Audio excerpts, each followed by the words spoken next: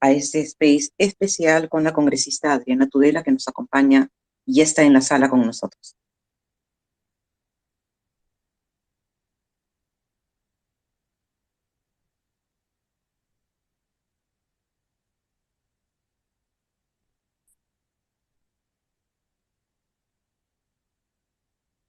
Comentarles que esta transmisión se está realizando no solamente aquí en Twitter, sino en directo por nuestro canal de YouTube. Ahora les vamos a pasar el enlace. Es el segundo space, el de ayer también lo hemos transmitido por YouTube. Y les vamos a agradecer que se suscriban al canal. Sí, exactamente. Ya teniendo realmente en la sala a casi más de 80 personas, quiero decirles muy buenas tardes a todos. Este space de entrevistas de espacio abierto con la conducción de Mona y Virgi, vamos a tener el placer de tener, y tenemos el placer de tener a la congresista Adriana Tudela. Congresista, muy buenas tardes. Muy buenas tardes, Virgi, muy buenas tardes, Mona, a todos los que están conectados. Mil disculpas por los problemas técnicos, pero es la primera vez que me conecto a un space, así que nada, agradecerles muchísimo la invitación. Muchísimas gracias a usted, congresista. Sabemos que tienen una agenda repleta, pero aún así nos ha dado 2 horas de su tiempo para estar aquí con nosotros y absolver todas nuestras preguntas y dudas que tenemos al respecto. Le doy la bienvenida a Espacio Abierto y Virgi, ya podemos dar inicio a este primer segmento. Si puedes explicar ambos segmentos y empezamos de Sí. una vez. Sí, claro que sí. Voy a explicar un poco cómo va a ser la temática. Termino yo y Mona procede con la primera pregunta para la congresista. Espacio Abierto tiene 2 segmentos. El primero consta de que las entrevistadoras, en este caso Mona y yo, vamos a hacerle una rueda de preguntas a la congresista.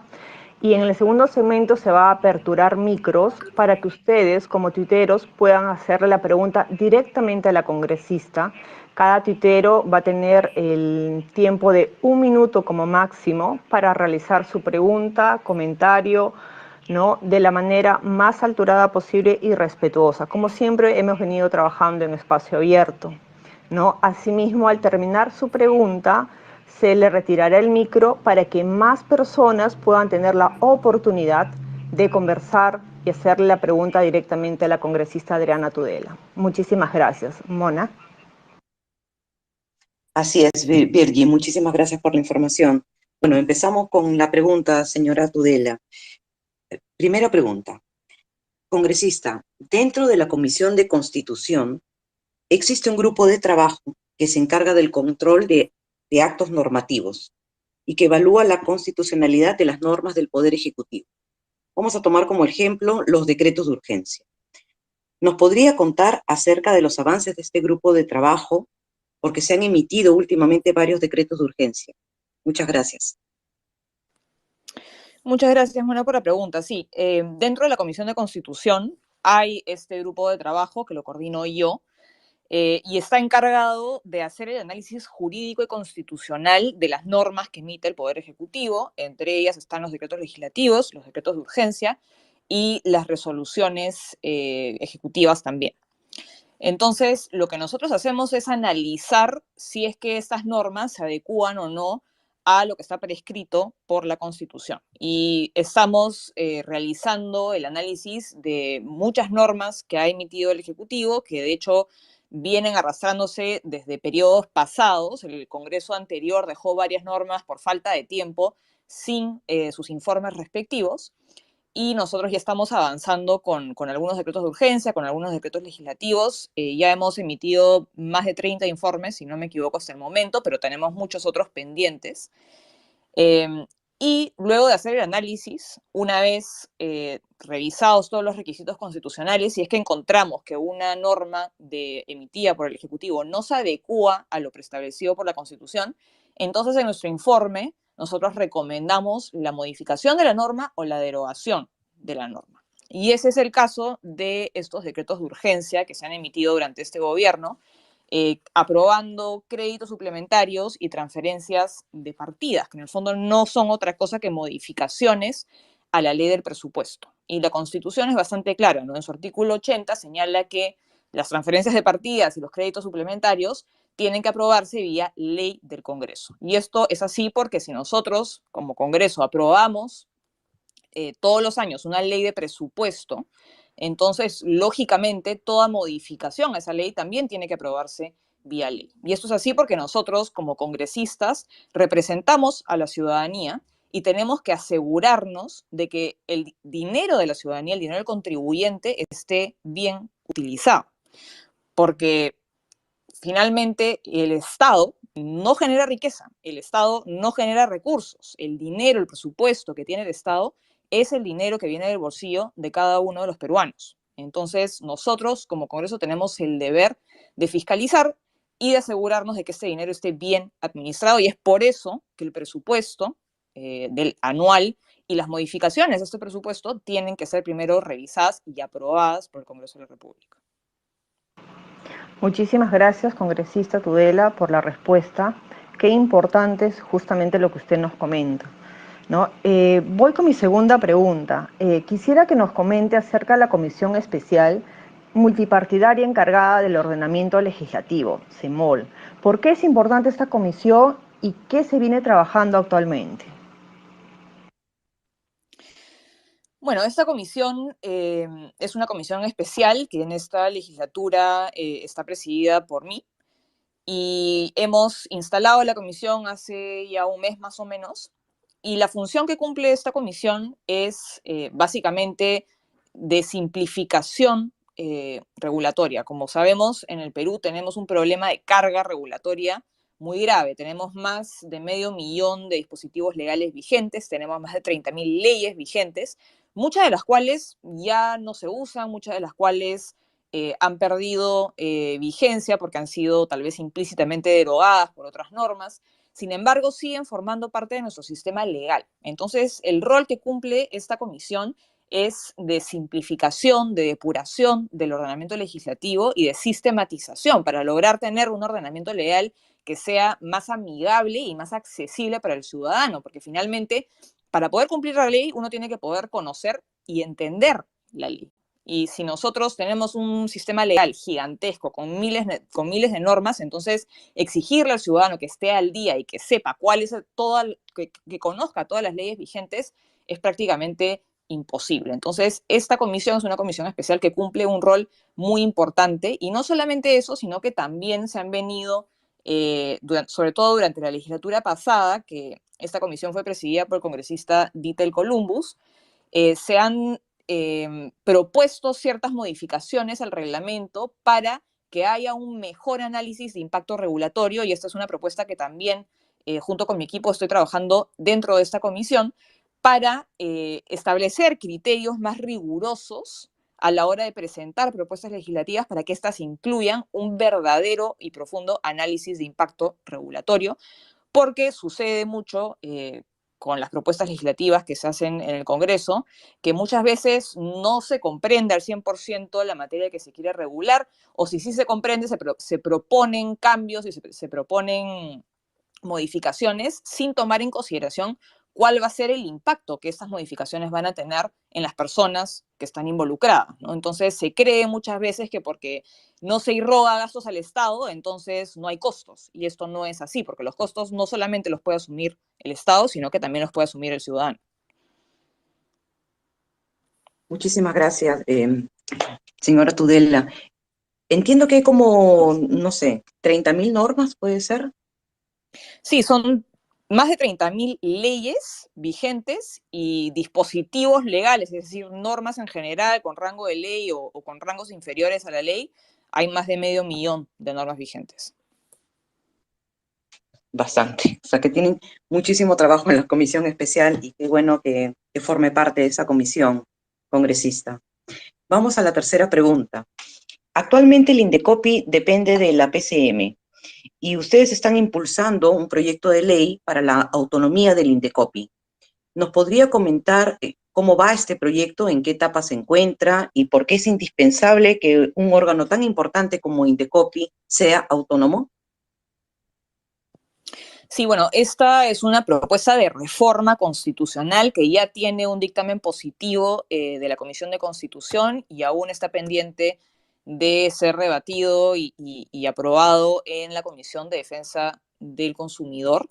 Y es una propuesta que en realidad ha venido siendo propuesta en periodos parlamentarios anteriores. De hecho, en el Congreso anterior a esta fue una propuesta hecha por la congresista Zoraida Solís y esta obtuvo un dictamen positivo en la Comisión de Defensa del Consumidor, sin embargo, nunca tuvo dictamen en la Comisión de Constitución, y como esa propuesta han habido también otros antecedentes en años anteriores, ¿no?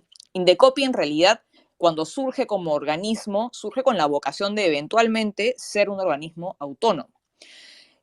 Al día de hoy, Indecopi depende directamente de la PCM, es decir, el presidente del directorio es nombrado a dedo por el Ejecutivo. Entonces, eso lo hace susceptible de, digamos, injerencias políticas, no es 100% independiente. Entonces, lo que estamos buscando con esta modificación es que tanto el presidente de Indecopi como los miembros del directorio sean elegidos a través de un concurso público de méritos supervisado por distintas autoridades, entre ellas el presidente del Banco Central de Reserva, el superintendente de Bancos y Seguros, el Contralor de la República, el Defensor del Pueblo y la PCM también. Entonces, estas autoridades son, digamos, los que supervisan el concurso público de méritos y finalmente quien gane el concurso público es ratificado por la Comisión Permanente del Congreso. Entonces, con esto nos aseguramos que haya menor, digamos, discrecionalidad a la hora de designar al presidente del directorio de Indecopi y lograr que las personas que ocupen este puesto, tanto en la presidencia del directorio como miembros del directorio, cumplan con los criterios técnicos y con los perfiles profesionales que sean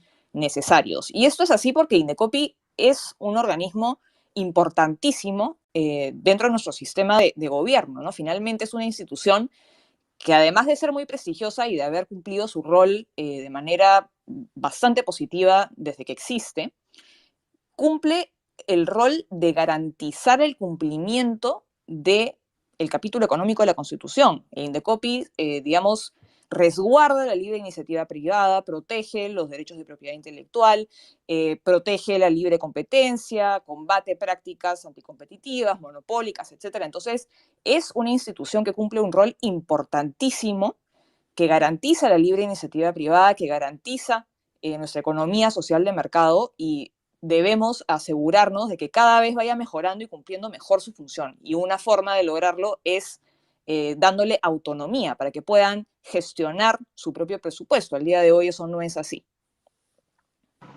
Muchísimas gracias, congresista Tudela. Qué importante es lo que usted nos comenta y sobre todo la independencia de esta institución, ¿no? Voy con la cuarta pregunta. Congresista, usted está presentando un proyecto de ley de reforma política muy importante acerca de la formación de distritos uninominales, renovación del Congreso a mitad del periodo y el voto voluntario. ¿Nos podría comentar de qué se trata esta propuesta y cómo nos beneficiaría al ciudadano? Sí, estas son tres propuestas que forman parte de un paquete que voy a presentar en conjunto de reforma política, que cada una, independientemente considerada, busca fortalecer las relaciones de representación que existen entre representantes y ciudadanos, busca fortalecer a los partidos políticos y también generar mayor institucionalidad. Empecemos primero por el voto voluntario, ¿no? Que es una reforma que tiene, digamos, dos motivaciones de distinta naturaleza. La primera de ellas es una motivación, digamos, de principio. Si el derecho al voto es un derecho, entonces ese derecho no puede ser ejercido bajo amenaza de coacción estatal y bajo amenaza de que nos impongan una multa si es que no accedemos. Un derecho no puede ser simultáneamente un derecho y una obligación. Si es un derecho, entonces tiene que ser de ejercicio libre. Y en segundo lugar, el voto obligatorio genera una serie de incentivos que no favorecen a nuestro sistema político, porque generan incentivos perversos, por decirlo de alguna manera, en los partidos políticos y en los candidatos. Como todo el mundo tiene que ir a votar, en el fondo le estamos dando a los partidos políticos una especie de público cautivo. Entonces, no hay realmente una necesidad por parte de los partidos y de los candidatos de diferenciarse exponencialmente unos de otros, ni de realmente hacer un esfuerzo real por captar y convencer a los ciudadanos para que voten por ellos, ni a generar realmente una militancia, ¿no? Entonces, creo que el voto voluntario va a generar los incentivos correctos para que los partidos políticos hagan un trabajo real de convencimiento y de captación de militantes que al día de hoy no sucede. En segundo lugar está la renovación del Congreso a mitad de periodo, que lo que busca también es fortalecer la relación de representación y sobre todo la rendición de cuentas, ¿no? Al día de hoy nosotros elegimos a nuestros representantes cada 5 años y si resulta que al año, a los 2 años, a los 3 años nos damos cuenta de que la persona que elegimos o la persona que nos representa no está haciendo bien su trabajo, no nos queda otra que sentarnos de brazos cruzados durante 5 años y esperar a poder tomar una nueva decisión. Y eso no debería ser así. Creo que los ciudadanos deberían poder tomar decisiones de manera más frecuente para poder también sancionar o premiar a sus representantes en función a que tan bien o mal estén haciendo su trabajo. Si una persona a los 2 años o a los 2 años y medio del periodo parlamentario considera que su representante está haciendo un buen trabajo, entonces debería tener la posibilidad de premiar a ese representante para que permanezca en el Congreso durante 2 años y medio más. Y si no es así, debería poder tener la posibilidad de votar por otra persona que lo reemplace y que pueda cumplir mejor esa labor. Entonces, esa medida también genera, digamos, mayores incentivos en los congresistas, porque los congresistas, al verse obligados a participar en elecciones más frecuentemente, también van a verse obligados a mejorar su gestión parlamentaria, sobre todo en el aspecto representativo.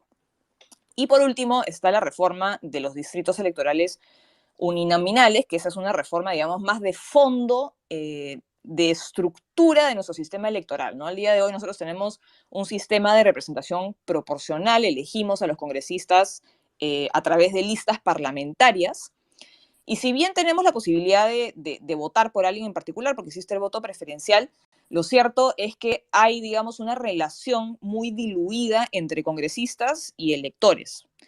Por ejemplo, en Lima, ¿no? Que somos más de 8 millones de electores,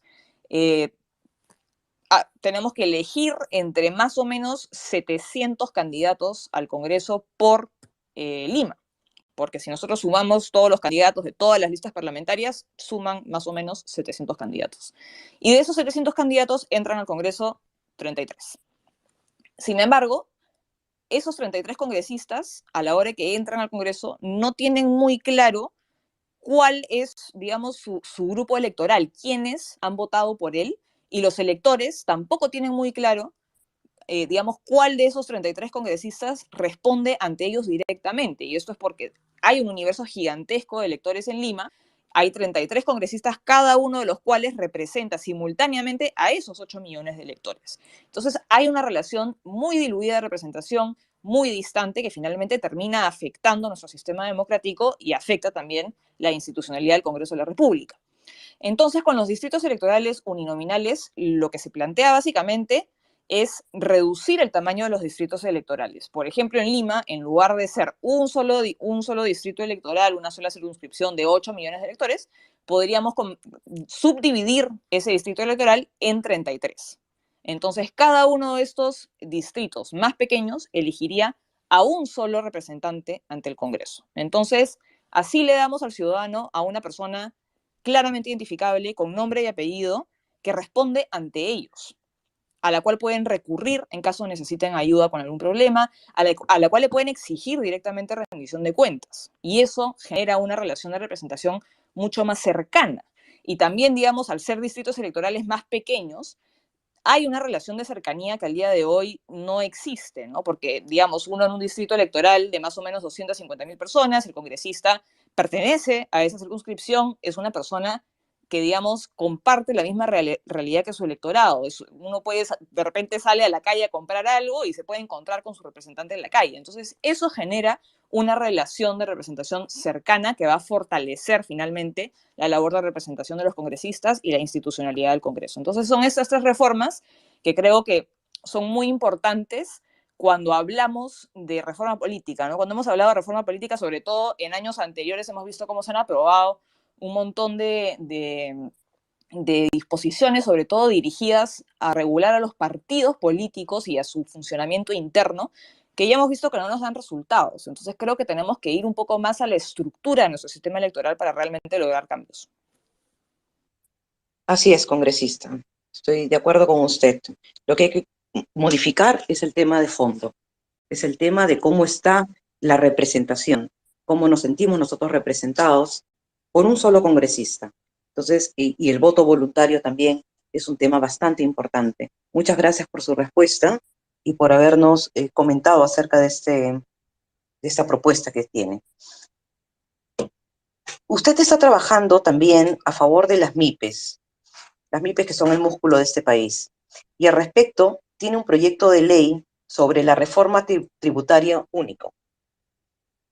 Y además una reforma política y laboral que va a permitir contratar a trabajadores de una manera formal. ¿Nos podría comentar acerca de esta propuesta? Porque estamos en un momento donde se tiene y se debe impulsar a las MIPES. Necesitamos reactivar la economía, necesitamos darles un impulso. Sí, así es. En realidad, aún no les puedo dar muchos avances respecto a estas propuestas porque todavía están en trabajo, digamos, todavía estamos en sesiones de trabajo y analizando los problemas que buscamos resolver.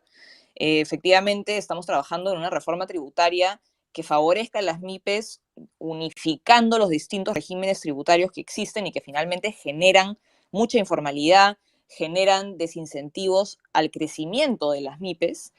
Y también estamos evaluando una reforma laboral para las MIPES que les dé un poco más de flexibilidad, por más tabú que sea ese tema, un poco más de flexibilidad para que puedan lograr contratar formalmente a sus trabajadores. Sin embargo, no les puedo dar mayor detalle todavía porque son propuestas que están todavía en proceso, pero sí es importante lo que tú señalas, ¿no? En este contexto de crisis económica se tienen que hacer reformas de fondo. No vamos a lograr reactivar la economía si dejamos todo tal cual ha venido funcionando hasta hoy. Tenemos que darles los incentivos correctos para que puedan crecer, para que haya más inversión y sobre todo para que haya seguridad jurídica, ¿no? La incertidumbre política que estamos viviendo también genera que no haya inversión privada y sobre todo desincentiva la inversión privada de los más pequeños. Entonces, finalmente las MIPES son el motor de nuestra economía y tenemos que lograr que el Estado no se convierta en una piedra en el zapato para estos pequeños emprendedores. Muchísimas gracias, congresista. Qué importante es lo que dice, porque realmente yo creo que no hay ni un solo peruano que no esté preocupado justamente por la economía en que estamos viviendo y reactivar la economía. El Perú es netamente emprendedor y creo que vamos a estar pendientes de justamente de este proyecto que usted, como bien lo menciona, están todavía trabajando. Voy con la siguiente pregunta. La ciudadanía está justamente muy preocupada debido a que, a pesar de que tenemos un gobierno, discúlpeme la expresión, pero no lo puedo decir de otra manera, nefasto, con vínculos oscuros, con grupos radicales y además con una corrupción más que demostrada por los diversos escándalos que salen prácticamente a diario, no prosperó la vacancia presidencial, ¿no? Entonces, no vemos un horizonte. Como ciudadanos de pie no lo vemos. Entonces, creemos que la mayoría del Congreso ha dado la espalda a la población y al país. ¿Cómo analiza la situación y qué nos podría comentar, por favor?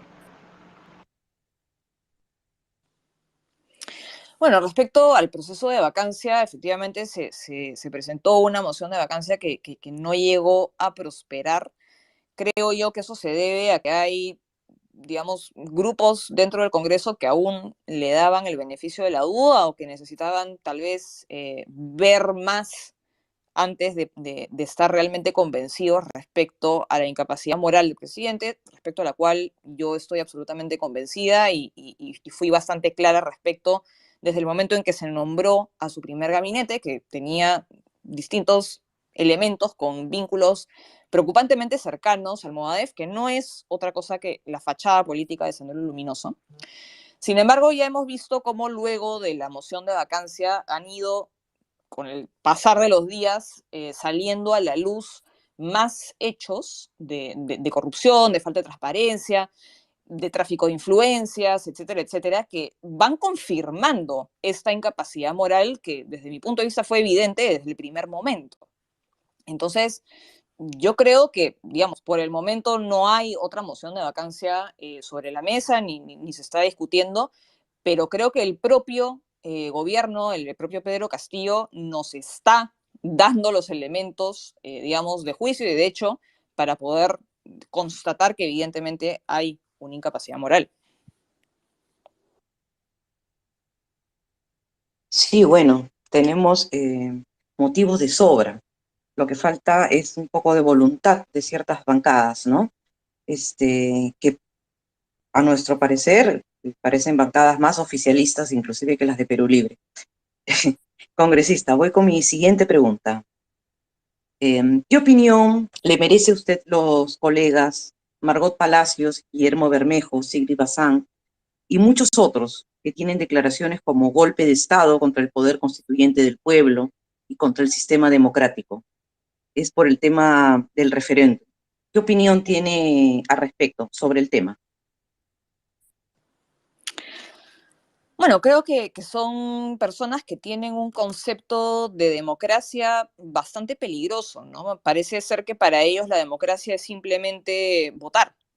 Para ellos la democracia es prácticamente una especie de asambleísmo en el cual los derechos de los ciudadanos pueden ser sometidos, digamos, a votación y al designio de las mayorías. Y también parece ser que tienen un concepto de democracia en el cual solamente importa el resultado de la votación y no importan los límites al poder político, no importan el sistema de pesos y contrapesos que debe existir entre los distintos poderes del Estado, no importa la transparencia. Y yo los he escuchado a ellos decir, ¿no? Que, digamos, cualquier acto de control político, de fiscalización que la oposición ha impulsado en contra de ese gobierno es un intento por desconocer los resultados de la elección, es una pataleta porque seguimos picones, según ellos, porque Pedro Castillo ganó en la segunda vuelta. Sin embargo, eso no podría estar más alejado de la realidad, ¿no? En una democracia el poder se tiene que ejercer dentro de ciertos límites, el poder no es absoluto, el presidente no es un intocable, es objeto de fiscalización por parte del Congreso. Entonces, que ellos consideren que el hecho de que el Congreso de la República cumpla su función de ser un contrapeso al Ejecutivo y que fiscalice, que eso es antidemocrático, dice muchísimo respecto a lo que piensan ellos respecto a la democracia, ¿no? Para ellos, seguramente Maduro es un ejemplo de demócrata, porque claro, gana elecciones y punto. Pero la separación de poderes, la transparencia, la rendición de cuentas, claro, o sea, no se aparecen ni por asomo. Entonces, creo que las afirmaciones de estas personas simplemente revelan cuál es su concepto de la democracia. Muchísimas gracias, congresista Tudela. Muy importante lo que acaba de decir. Yo creo que para todos queda completamente claro qué cosas significa en realidad el contrapeso que usted justo comentaba, ¿no? Y sobre todo qué importante es esta ley contra lo que ellos pretenden hacer en la Asamblea Constituyente. Invitamos a todos que ya pueden ir en esta segunda sección solicitando los micros para que puedan hacerle directamente una pregunta a la congresista Tudela, ¿no? Van a poder acceder un minuto para que puedan preguntarle, ¿no? Congresista, una pregunta a nivel general en el sentido de justamente estas elecciones que se vienen. Estamos prácticamente ya en las elecciones municipales y regionales. Eh, Ahorita, hace poco nada más, salían varios representantes de estas instituciones que justamente están a cargo de las elecciones a pedir que pidamos perdón, sobre todo al país, porque no hubo fraude. ¿Cuál es su postura con respecto a eso? Y eh, ¿qué se espera? También igualmente la ciudadanía estamos esperando realmente lo que diga la comisión que justamente está viendo este tema. Pero me gustaría mucho su opinión sobre estas elecciones que se vienen y sobre todo estos actores políticos de estas instituciones que justamente salen con esas declaraciones, ¿no? Bueno, yo creo que de ninguna manera se le puede exigir a la ciudadanía pedir perdón por haberle pedido un poco de transparencia al Jurado Nacional de Elecciones. Finalmente, lo que se estaba exigiendo era transparencia por parte del Jurado Nacional de Elecciones, que afrontó una situación de una segunda vuelta con resultados ajustadísimos, de la manera menos transparente posible y se negó a revisar, digamos, algunas de los reclamos o de las quejas que se presentaron cuando no había ninguna razón de fondo para no hacerlo, ¿no? Finalmente, exigir transparencia y exigir que los entes electorales cumplan con su rol constitucional no es algo por lo cual la ciudadanía deba pedir perdón.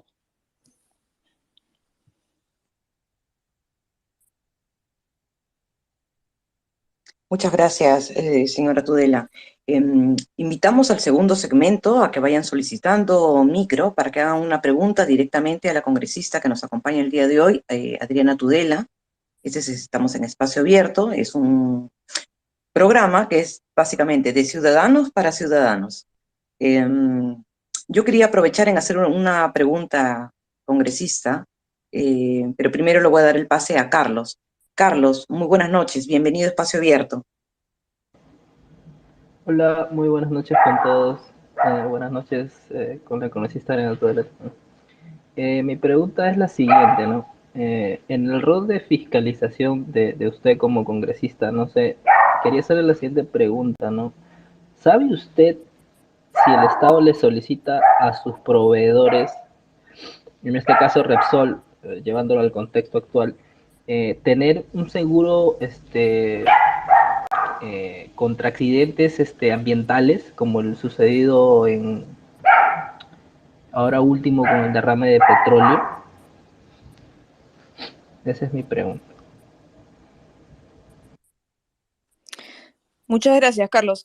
No sé si hay alguna norma que, digamos, requiera a las empresas contratar un seguro. Yo creo que lo más probable es que sí exista, pero no te podría afirmar si es así o no con seguridad, porque la verdad es que no he leído la norma. Pero en todo caso, sería, digamos, bien poco responsable por parte de las propias empresas privadas no contar con un seguro en caso de desastres como el que acabamos de ver con Repsol, ¿no es cierto? Finalmente, el riesgo de que ocurran este tipo de accidentes, si bien el que ha ocurrido durante estos días ha sido pésimamente mal manejado por la empresa, el riesgo es una realidad y existe, y en ese sentido yo considero que lo racional es que las empresas cuenten con este tipo de seguros, y creo que probablemente Repsol tenga un seguro para este tipo de situaciones, ¿no? Muchísimas gracias, congresista Tudela. Le doy el pase a Rocío. Rocío, muy buenas tardes, bienvenida a Espacio Abierto. Adelante, por favor. Buenas noches, Virgi, Mona, buenas noches, Adriana Tudela, un gusto, en verdad, qué linda space. Eres una persona que admiro muchísimo. Y mi pregunta directa, ¿no? ¿Tienes alguna aspiración más adelante, obviamente, que recién estás empezando tu carrera política, de presentarte tal vez a la presidencia? Porque sería bueno, realmente como mujer, me siento muy representada con todas tus capacidades que estás demostrando. Y la otra, es el temor que tenemos todas las personas democráticas que estamos defendiendo y respetando el Estado ahorita de derecho, ante las amenazas que estamos teniendo de parte de estos grupos izquierdistas radicales, la actitud que debemos tener ante una amenaza de un cierre de Congreso. Yo creo que ese es el temor más grande que tenemos, porque es el bastión que tenemos ahorita para la democracia, es el Congreso. ¿Cuál es la actitud de nosotros? Nosotros queremos respetar, queremos tratar de hacer las cosas bien, pero nosotros tenemos que estar vigilantes, entonces queremos, de parte tuya como congresista, y eres una persona con muchas capacidades, unas palabras pues para nosotros que estamos tan un poco eh, alterados, ¿no? En el aspecto político, ¿cuál debe ser nuestros siguientes, o sea, nuestras expectativas? Muchas gracias y buenas noches. Muchas gracias, Rocío. Bueno, para responder a tu primera pregunta, en realidad esta es mi primera participación activa en política. A mí la verdad es que estoy muy contenta de haber salido electa y agradezco profundamente a todas las personas que confiaron en mí y me dieron su voto. Y me encantaría a mí volver a postular al Congreso en el futuro. Esto no es posible debido a que se prohibió la reelección parlamentaria. pero creo que esta fue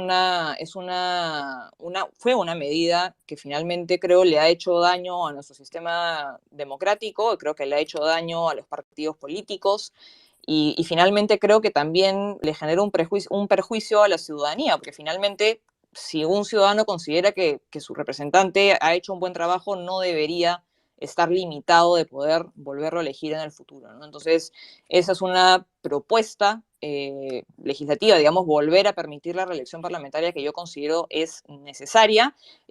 No sé si es que vamos a debatir eso en el presente periodo parlamentario, pero ya se han propuesto algunos proyectos de ley en torno a la bicameralidad, entonces yo creo que definitivamente este tema va a tener que ser discutido, pero sí, a mí me gustaría, si es posible, volver a postular al Congreso de la República, porque creo que desde ahí se puede hacer muchísimo por el país. Respecto a tu segunda pregunta, ¿qué hacer frente a las amenazas del cierre del Congreso, ¿no? Creo que en realidad, más allá de las amenazas específicas respecto a un cierre del Congreso en concreto, creo que la amenaza es la convocatoria a una asamblea constituyente, ¿no? Esta propuesta, digamos, en torno a la cual descansa prácticamente todo el plan de gobierno y el proyecto político del gobierno de turno, que es muy peligrosa porque finalmente significa romper con el Estado de Derecho, suspender nuestro pacto social, que está plasmado en la Constitución, hacer un borrón y cuenta nueva y volver a redefinir las reglas del juego, entre ellas cuáles son nuestros derechos y cuáles son nuestras libertades. Y esto es peligrosísimo, peligrosísimo. Todas las reformas constitucionales tienen que ser aprobadas en el Congreso de la República primero, antes de ser sometidas a referéndum.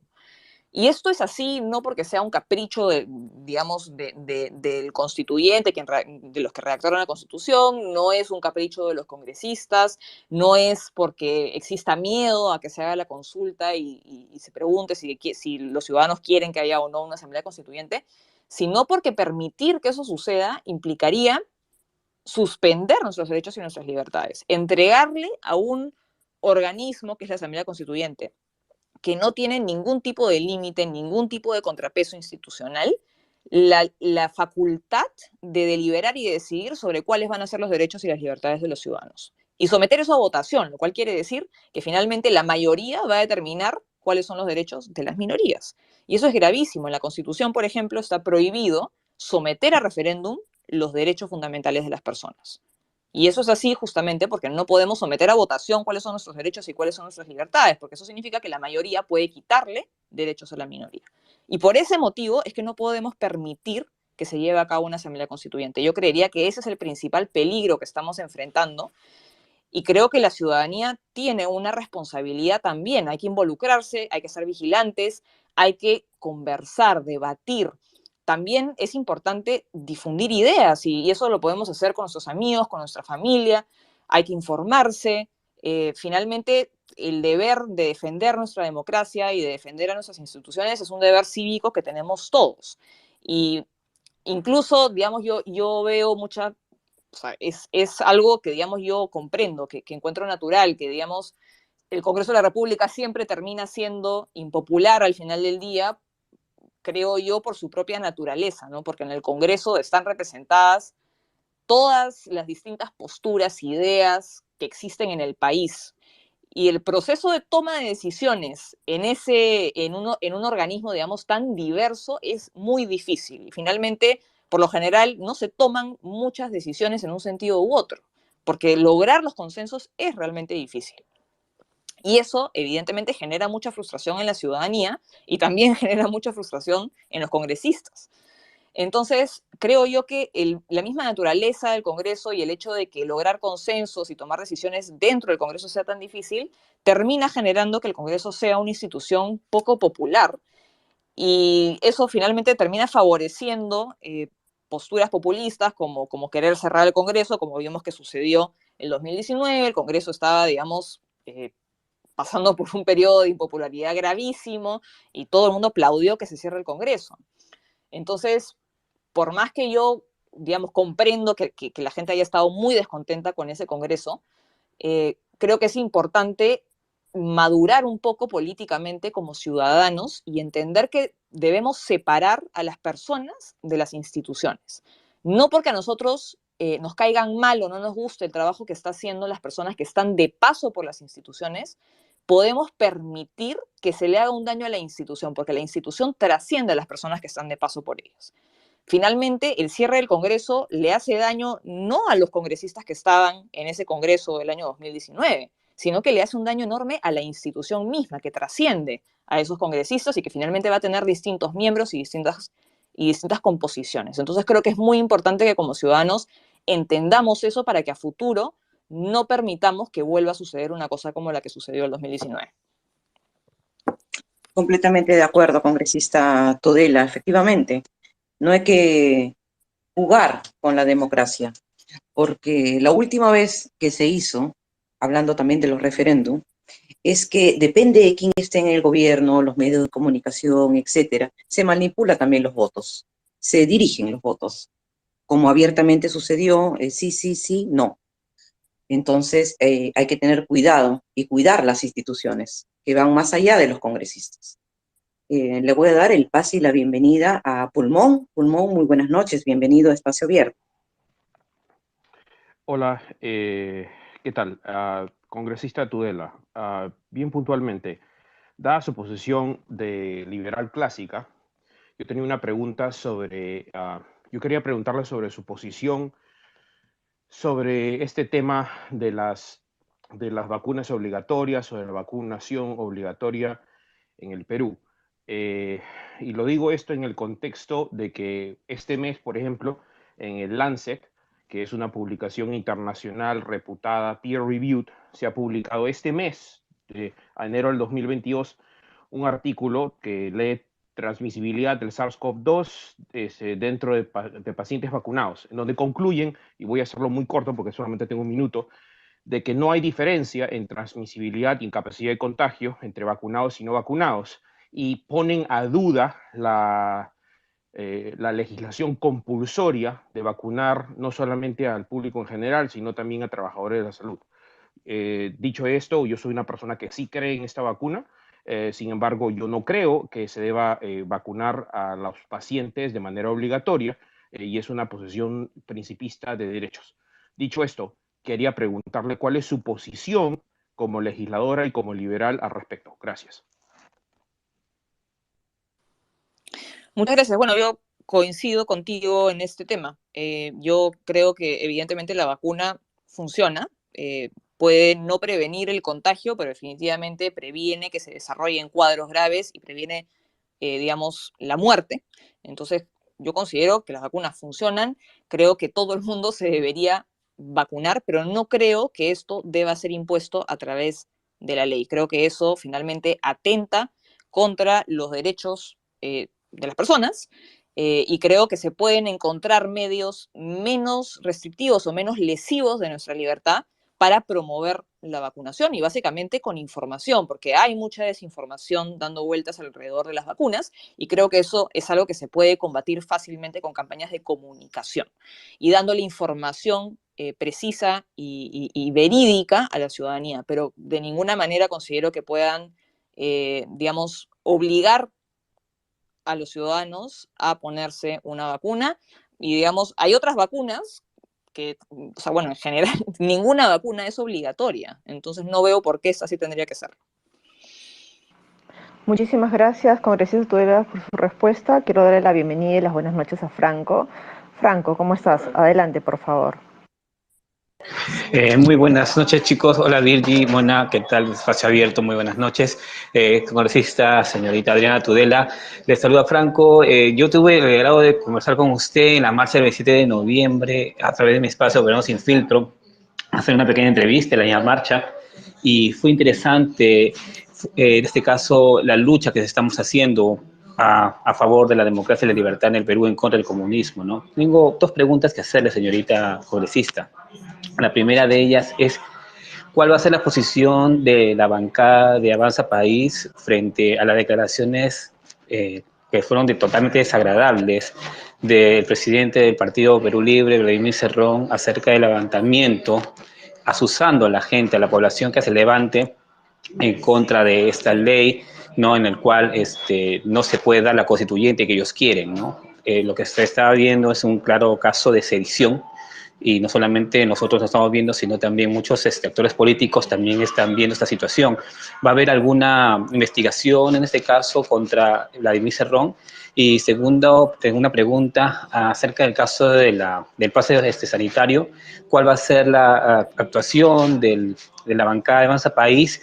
Porque sepa verdades, está bien que la gente se quiera vacunar, pero tampoco no podemos, al menos como ciudadanos, no podemos permitir que se nos coarte el libre tránsito a cualquier entidad pública o privada, ¿no? Si no tienes que mostrar el bendito documento que te has vacunado, ¿no? Me parece que postrarlo sería como un tipo de cortar la libertad de las personas.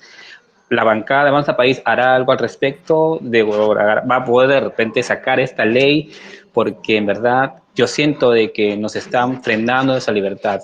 Muchas gracias, señora Adriana. Igual manera los escucho y es un placer poder nuevamente conversar con usted, señora congresista Adriana Tudela. Gracias. Muchas gracias. Respecto a nuestra posición de bancada, respecto a las declaraciones de Vladimir Cerrón, no es un tema que hayamos discutido como bancada todavía. Recién nos vamos a reunir mañana. Pero creo que, digamos, estas declaraciones de Vladimir Cerrón son, digamos, una muestra más de que Perú Libre y este gobierno no creen en los límites al poder, y yo ya sueno como un disco rayado hablando de los límites del poder político, pero creo que finalmente muchas de las propuestas y muchas de las declaraciones que dan los miembros de Perú Libre y de este gobierno muestran finalmente eso, o sea, que su proyecto político requiere de no tener límites al poder. Y es por ese motivo que quieren la Asamblea Constituyente, es por ese motivo que quieren hacer un referéndum sin pasar por el Congreso de la República, porque finalmente ellos quieren, digamos, instaurar su proyecto político. Y saben perfectamente que, por ejemplo, en el Congreso de la República va a ser muy difícil encontrar consensos para aprobar las propuestas o muchas de las propuestas que ellos hacen. Entonces es por eso que recurren a esto de que se puede hacer un referéndum directamente sin pasar por el Congreso en contra de lo que dice la Constitución. Es por eso que Vladimir Cerrón señala que hay que levantarse, digamos, en contra de esta modificación legal, que lo único que está haciendo es precisar en la ley lo que ya está señalado en la Constitución y lo que de hecho ya estaba señalado en esa misma ley. Entonces, básicamente, este tipo de propuestas lo que buscan es bypassearse la democracia. Como no están teniendo los resultados que ellos quieren, como el Congreso no comparte las posturas o no hay consenso dentro del Congreso respecto a sus posturas, entonces la respuesta es, entonces hay que levantarnos en contra del Congreso, incitar a la violencia, y esa es una forma, en el fondo, de bypassearse la democracia y de imponerse por encima de las urnas y de imponerse por encima de la decisión de las mayorías que han tomado una decisión dentro del Congreso de la República. Entonces, no creo que, digamos, la situación amerite abrir una investigación, porque no hay mucho que investigar. Está clarísima cuál es la postura de Vladimir Cerrón, de los miembros de Perú Libre, y justamente lo que nosotros tenemos que hacer desde el Congreso es no permitir que ellos atropellen el sistema democrático, no permitir que ellos atropellen la Constitución y que van con el Estado de Derecho, más que, digamos, abrir una investigación por unas declaraciones. Muchísimas gracias, congresista Tudela. Luego voy a hacer una pregunta, pero primero lo hago el pase, la bien, Castelo. Tienes el micro, bienvenido. Sí, bueno, perdón, me olvidé la segunda parte de la pregunta que hizo Frank. Vamos con la segunda parte, Adriana, no te preocupes. Sí, respecto al pase sanitario, yo la verdad creo que es muy discutible, ¿no? Porque realmente, como ya la vacuna no necesariamente previene ello, previene más bien la hospitalización y el desarrollo de cuadros graves por infección con COVID. Así que yo comparto respecto a esa medida. Sin embargo, no hemos conversado de este tema como bancada, así que no hemos planteado ninguna respuesta todavía. Perfecto, muchísimas gracias. Ahora sí, le damos a Eli Castelo, pero antes, desde Espacio Abierto, queremos agradecer a los 215 oyentes que nos están acompañando en este conversatorio y esta mini entrevista de Ciudadanos a la congresista Adriana Tudela. Eli Castelo, ¿qué tal? Bienvenido a Espacio Abierto. Buenas noches, congresista.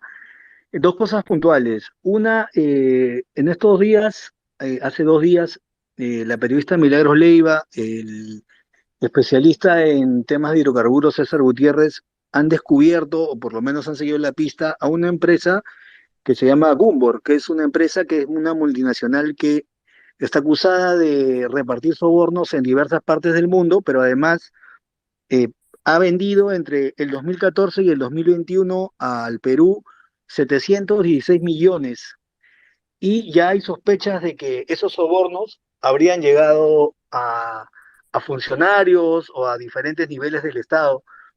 Están siguiendo la pista. Yo le invito a que se informe o siga esta saga que está viniendo desde el extranjero, porque al parecer, y según palabras de la periodista Milagros Leiva, sería tan igual como la Bajato, pero además, y creo que lo más importante, abarcaría a los gobiernos de Sagasti y Vizcarra, ¿no? Que se han dado siempre la maña y el tiempo para acusar a sus enemigos políticos de corruptos, pero hay que investigar esto, debería el Congreso investigar esto, se lo decimos, se lo digo como ciudadano, ¿no? Es un pedido, no una exigencia, un pedido, y eso sería un tema, el tema de Gumbor, y el otro tema es un tema netamente político. Mucha gente en el space, en los space, reclama unidad de la oposición. Hay tres candidaturas. La de Molina, si no me equivoco, de Miraflores, que postularía para Lima, la de Combina y la de Rafael López Aliaga. Con tres candidaturas de tres partidos diferentes que se supone están en el mismo espectro, ¿se puede lograr esa unidad para lograr que Lima no sea arrebatada por, digamos, la izquierda radical? Esas serían mis dos preguntas. Muchas gracias, congresista. Muchas gracias al espacio. Gracias, Eli. Bueno, no conozco el caso que me acabas de mencionar, pero definitivamente, digamos, no sería una sorpresa si ocurrió con Odebrecht. Es perfectamente factible que haya ocurrido con otras empresas y definitivamente hay que investigar, hay que fiscalizar. Creo que parte del problema no es el único problema, ¿no? Creo que la corrupción tiene múltiples causas, pero el hecho de que tengamos un Estado tan hiperburocratizado, regulado, genera cierta opacidad que justamente no permite esta fiscalización, ¿no? Entonces creo que para poder combatir la corrupción, además de lograr que haya una aplicación efectiva de la ley, que es uno de los grandes problemas que enfrentamos como país, creo que también es necesario iniciar un proceso de desburocratización y simplificación regulatoria que yo estoy convencida va a contribuir muchísimo en disminuir la corrupción, porque mientras menos peajes hay, mientras menos requisitos hay, mientras menos sellos y funcionarios tienen que involucrarse en un proceso, menos oportunidades hay para la corrupción. Entonces creo que eso es algo que tenemos que empezar a interiorizar y empezar a hablar de este tema, porque definitivamente es parte de las medidas que tenemos que implementar para lograr combatir la corrupción y sobre todo enfrentar ese tipo de procesos con transparencia, ¿no? Yo creo que es muy importante aprender del caso Odebrecht y no deberíamos repetir esa historia, porque vimos cómo el Ministerio Público firmó un acuerdo secreto con la empresa y hasta el día de hoy no sabemos qué es lo que ha pasado, no ha llegado, digamos, a buen puerto ese caso. Y creo que eso es algo que bajo ninguna circunstancia debemos permitir que vuelva a ocurrir. Muchísimas gracias, congresistas, por su respuesta. Quiero darle la bienvenida y las buenas noches a Mauricio. Mauricio, tienes micro, por favor. Buenas Perdón, noches. Virginia, perdóname, antes de nuevo me olvidé la segunda parte de la pregunta. Respecto No hay problema. perdóname, sí, respecto a la unidad de la oposición de cara a la alcaldía de Lima. Efectivamente, hay 3 o más candidatos que están más o menos en la misma postura política. Lamentablemente ya venció el plazo para formar alianzas partidarias. Y sí, o sea, yo coincido con Eli en que va a ser difícil unir a la oposición con 3 candidatos que tienen más o menos, digamos, la misma postura dentro del espectro aunque no son exactamente las mismas posturas, ¿no? Yo creo que hay una gran diferencia entre las posturas de Rafael López Aliaga, entre las posturas de Lucho Molina o de César Combina. No creo que piensen exactamente igual, pero sí, o sea, lo ideal hubiese sido que haya un solo candidato, pero lamentablemente no fue así. Buenas noches, gracias, aquí, Mona. Buenas noches, ¿cómo están? Congresista, tengo un par de preguntas. La primera es, habiendo aprobado por insistencia la ley sobre el referéndum, ¿es posible que el gobierno, que el Ejecutivo pueda apelar esa ley o ya está el camino cerrado para controlar ese tema? Y lo segundo es, y lo comentó así brevemente, sobre la ley de la reforma de las elecciones que hizo Martín Vizcarra, que se ha generado un daño muy tremendo a la democracia, ¿no? Me parece muy importante que este Congreso sí pueda ponerlo en la agenda para hacer los cambios necesarios porque se han hecho daño a los partidos políticos que se han quedado fuera de la contienda y ahora que el tiempo va a pasar rápido, en 5 años vamos a tener nuevamente elecciones, o sea, desde el lado político se va a poder controlar el proceso electoral. Gracias. Gracias, Mauricio. Sí, lo que nosotros hemos hecho en el Congreso es básicamente hacer dos precisiones en la Ley de Participación Ciudadana, señalando que no es posible ir a un referéndum para reforma constitucional sin que haya una reforma aprobada por el Congreso primero. Y en segundo lugar, también aclarar que digamos, la convocatoria al referéndum la hace el ente electoral luego de la aprobación por parte del Congreso. Estamos haciendo dos precisiones que nuevamente están señaladas en la Constitución, porque el artículo 206 señala que la reforma total o parcial de la Constitución tiene que ser aprobada por el Congreso de la República en 2 legislaturas consecutivas o sea, con mayoría calificada o en una legislatura con mayoría absoluta y ratificada vía referéndum. Entonces, en esta ley simplemente hemos hecho algunas precisiones, las cuales yo inicialmente consideré que eran innecesarias porque la Constitución es clarísima. La propia Ley de Participación Ciudadana en su artículo 39 señalaba claramente que el referéndum en caso de reforma constitucional procedía de acuerdo al artículo 206, pero las interpretaciones antojadizas y arbitrarias que ha venido haciendo este gobierno creo que generaron esta necesidad de aclararlo para generar un poco más de seguridad jurídica. Y esta ley, como cualquier otra ley que emite el Congreso, puede ser objeto de control constitucional por parte del Tribunal Constitucional. Entonces, así como el Ejecutivo ha presentado una demanda de inconstitucionalidad contra la ley que también precisaba, digamos, el uso de la cuestión de confianza, probablemente también, si es que no lo ha hecho ya, probablemente presente una demanda en contra de esta ley, en contra de esta precisión a la ley de participación ciudadana. Sin embargo, yo confío en que en caso llegue al Tribunal Constitucional, confío en que el Tribunal Constitucional, digamos, le va a dar la razón al Congreso, porque afirmar que se puede hacer un referéndum para redefinir al 100% las reglas del juego, es decir, romper con el Estado de Derecho, hacer un borrón y cuenta nueva, y entregarle a un órgano que no tiene ningún límite ni ningún control la facultad de decidir respecto a nuestros derechos y nuestras libertades, eso atenta contra el núcleo duro de nuestro sistema de democracia representativa y veo altamente improbable que el Tribunal Constitucional, digamos, falle a favor del Ejecutivo en este tema. Creo que esas eran todas las preguntas. No sé si me hiciste otra más. La dos, congresista Tudela, sobre las reformas que hizo Martín Vizcarra a la ley electoral. Sí, bueno, creo que yo creo que ese referéndum fue más que un referéndum de reforma política, finalmente terminó siendo un referéndum para testear la popularidad de Martín Vizcarra y él manipuló ese referéndum y se paseó por todo el país haciendo campaña, diciéndole a la gente cómo votar, que era, o sea, absolutamente inaceptable siendo el presidente de la República. Y sí, creo que esa reforma política no ha dado mayores resultados y en el caso específico de la prohibición de la reelección parlamentaria, creo que sí le ha hecho muchísimo daño a nuestro sistema democrático y a los ya precarios partidos políticos que tenemos. Muchísimas gracias, congresista Tudela, por su respuesta. Estamos en espacio abierto, les recordamos a todos que este espacio no solamente se transmite aquí, sino se está transmitiendo simultáneamente por nuestro canal de YouTube. Y agradecemos que sean nuestros embajadores tuiteros, que le den suscribirse y que puedan compartir este video, porque tiene muchísima información acerca del trabajo de la congresista Adriana Tudela, además hemos hablado de los proyectos de ley, también de las comisiones que ella integra y de asuntos políticos y de coyuntura actual.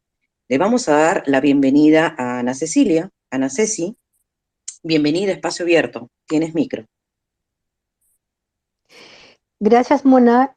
Gracias, Virgi. Buenas noches con todos. Congresista Tudela, buenas noches.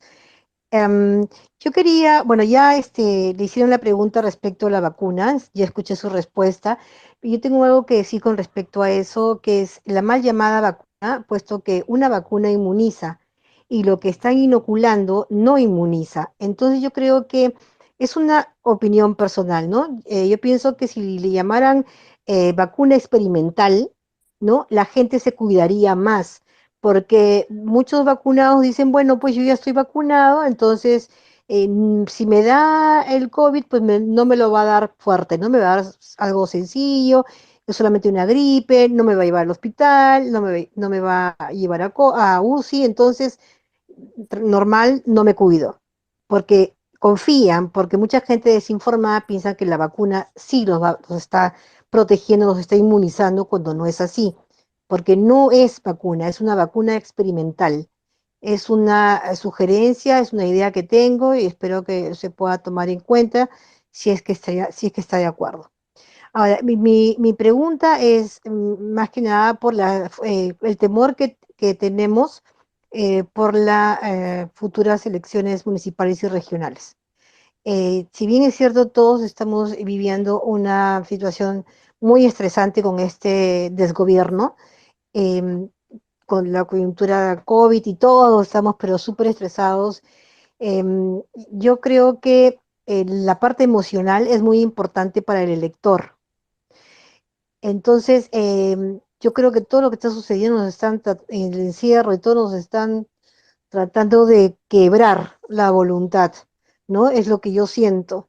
Entonces, sería muy importante, no sé si les compete a ustedes como congresistas o a quién, si es que es oportuno también y estamos a tiempo de que se cambie el- el- las cabezas, o bueno, por ejemplo, al señor de la OMPE, Salazarena, al señor Corbeto, que se cambie a los miembros, ¿no? De esos organismos que ya queda duda de lo que pasó con las últimas elecciones. Si es que es posible eso y si es que está a tiempo antes de que sean las elecciones, ¿no? Gracias, congresista, por su respuesta. Gracias, Ana Ceci. Bueno, respecto a lo que señalas de los miembros de las autoridades electorales, digamos, si es que corresponde, si es que ya toca que sean reemplazados, entonces se puede hacer. Si es que alguno de ellos ha incurrido en alguna falta que sea causal de destitución, entonces se los puede destituir, pero digamos, no podemos nosotros cambiarlos porque ya vienen las elecciones, ¿no? Porque eso sería también atentar contra la institucionalidad de los entes electorales y creo que no sería correcto hacerlo. Entonces, yo te diría que no, salvo que ya haya llegado el momento de que sean reemplazados o salvo que alguno de ellos haya incurrido en alguna causal de destitución y luego de un procedimiento que determine que efectivamente tiene que ser restituido, pero no podemos, digamos, cambiarlos porque vienen elecciones y no nos gustan, ¿no? Finalmente eso también termina siendo dañino para la institucionalidad y creo que no deberíamos proponer una cosa así. Muchísimas gracias, congresista. Quiero, por favor, comentarles que estamos ya prácticamente a puertas de 7:30 de la noche, donde, digamos, es la hora pactada con la congresista por su agenda recargada. Entonces queremos solicitarle a las personas que están con micrófono que puedan ser breves para que puedan hacerle la pregunta a la congresista y todos podamos participar. Quiero entonces asimismo darle la bienvenida a C. Patricia. ¿Cómo estás? Muy buenas noches. Adelante, por favor.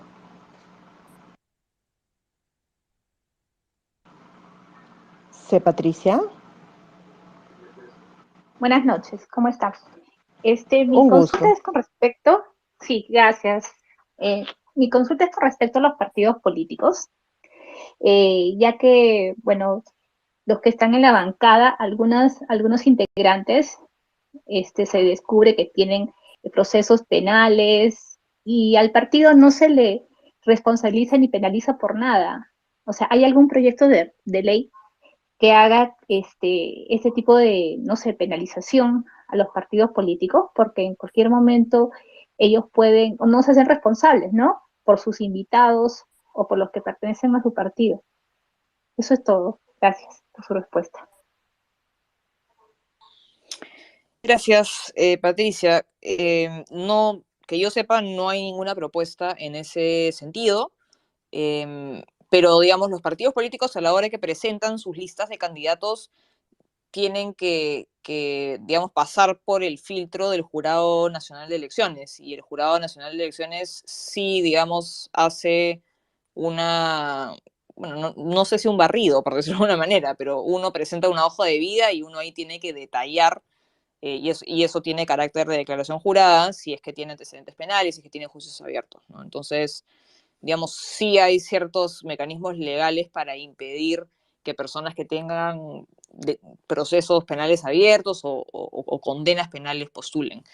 Pero no hay, que yo sepa, ninguna propuesta que busque sancionar a los partidos políticos por incluir a personas con antecedentes o con procesos abiertos en sus listas.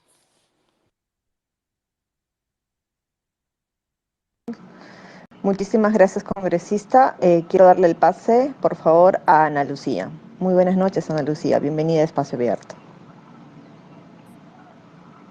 Buenas noches, gracias. Solamente quería hacer dos preguntas porque hablabas de la institucionalidad y de plazos vencidos sobre nombramientos. Mi consulta es sobre cuándo piensan nombrar a los del Tribunal Constitucional que tienen mandato vencido, y también si es que tienen pensado hacer algo más con Zoraida Ábalos, que no mueve pues nada de la corrupción, ¿no?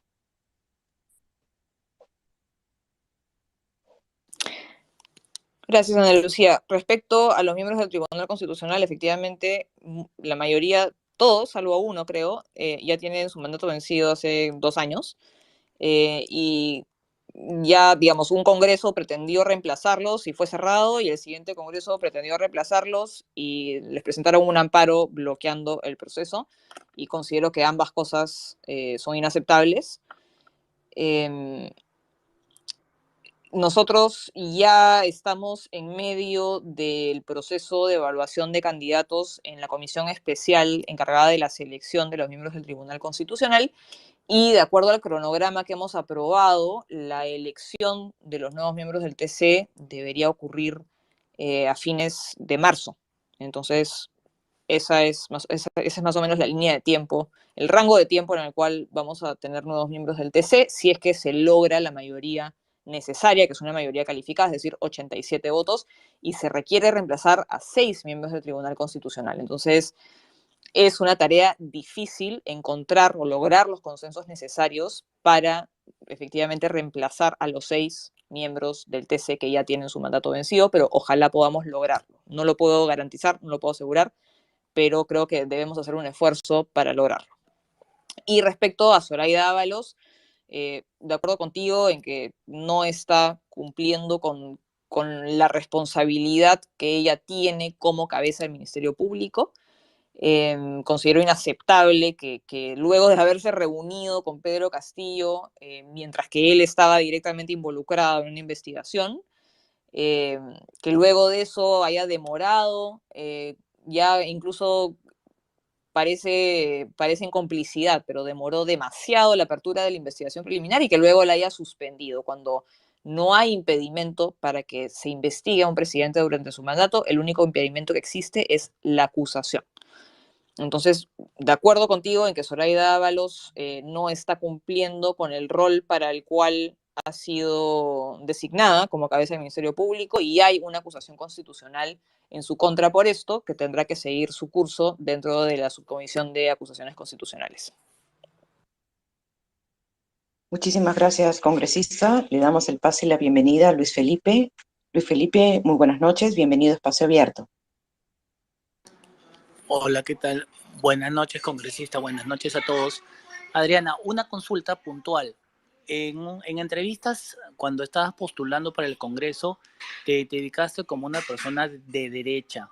Quería entender dentro de tu lógica política cuáles son los espectros que conforman esa derecha y quería saber si dentro de esos espectros hay alguna bandera progresista que consideres que debe incluirse o no. De mi lógica, no debería ser incluida porque eso proviene de la izquierda, ¿no?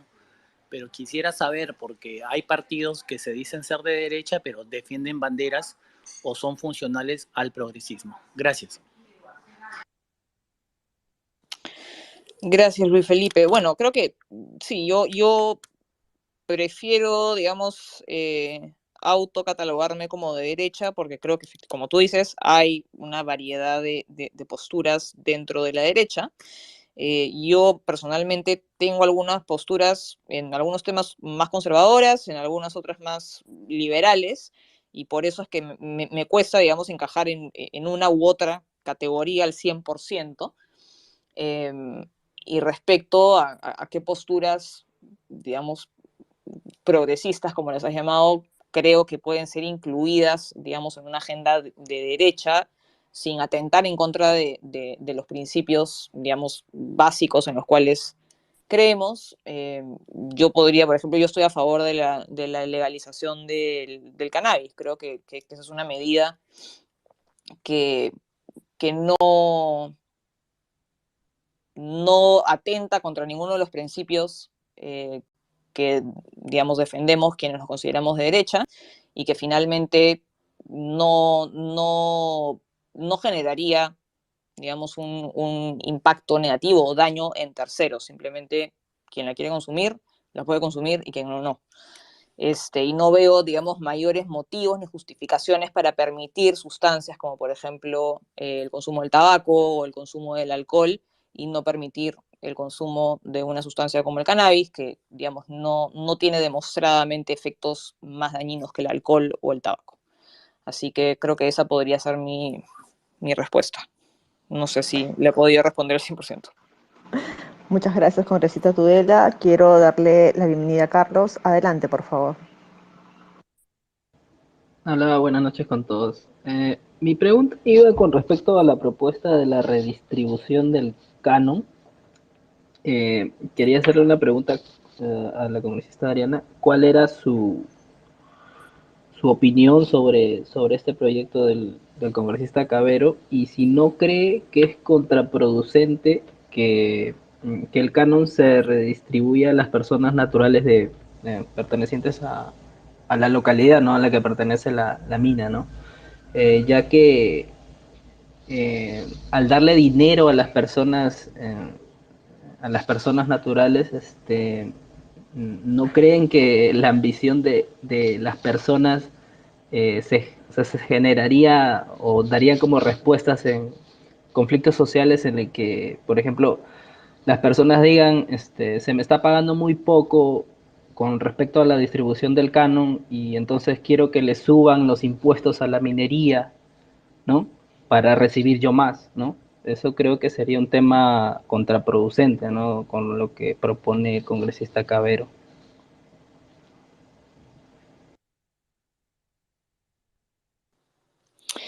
Gracias, Carlos. Yo creo que esa es una medida positiva, pero que no resuelve, evidentemente, al 100% el problema, ¿no? Porque lo que tenemos es un problema de gestión. Vemos cómo las regiones reciben miles de millones de soles por concepto de canon y no lo ejecutan, o ese dinero termina perdido en el bolsillo de algún funcionario corrupto, y finalmente las comunidades y las personas que viven en las regiones en donde hay minería no reciben ningún beneficio concreto, ¿no? No hay mejor infraestructura, no hay mejores servicios públicos, no hay colegios, no hay comisarías, no hay hospitales. Entonces, yo creo que, digamos, que parte del canon vaya directamente a las personas que están en la zona de impacto minero puede ser una medida positiva, y creo que es positiva, pero definitivamente no resuelve el problema de fondo, que es un problema de gestión. pero definitivamente considero que es preferible que parte del canon vaya directamente a las personas que viven en la zona de impacto minero para que ellas puedan decidir en qué lo invierten y en quién lo usan, a que ese dinero termine estancado, perdido o robado en el gobierno regional. Yo considero que es una medida positiva, pero que resuelve un problema parcialmente, no al 100%.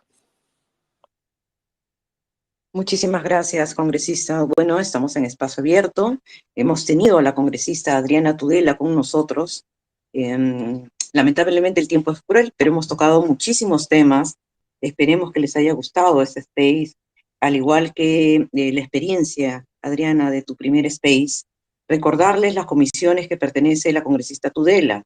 Son 5 comisiones: Constitución, Pueblos Andinos, Amazónicos, Afroperuanos, Medio Ambiente y Ecología, Relaciones Exteriores, Trabajo y Seguridad Social, y el CEMOL, que es la Comisión Especial Multipartidaria encargada del ordenamiento legislativo.